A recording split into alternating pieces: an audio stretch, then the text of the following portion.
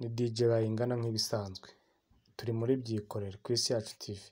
Hano ngiye kukwereka, ese wari uzi ko umuntu ashobora kuba yaguhamagara yarangiza akaba yakubura, hanyuma agahita abyimukira kuri nomero ku muntu waba warabyihuje, cyangwa se call forwarding. Tuvuge umuntu araguhamagaye arakubuze, ntuhise ufata telefone, utinze kuyifata, noneho ihise ijya ku kundi muntu. Murabizi kera byaga bibaho ngo kugira ngo wumve abantu bahamagara mugenzi wawe, mbese ibintu nk'ibyo. Hano rero hari ushobora kuba wabiceka cyangwa se ukabikuramo kugira ngo niba uwo muntu yaba ahari ube wanabikora. Nk'ibisanzwe ni Byikorere, uraza ukajya muri telefone yawe aho bahamagarira, murabona ko ariho ndi, ugakanda urwego, ugahita ukanda 02, ugakanda 2, hanyuma ugahita ushyiraho urwego.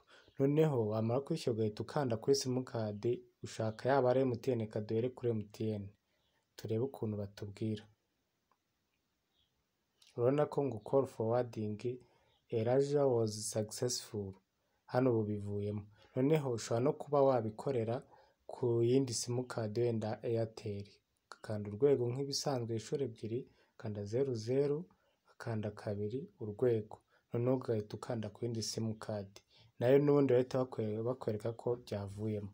Nimba hari icyo bigufashije wibuke gukanda like, share ndetse na follow kuri Facebook yanjye.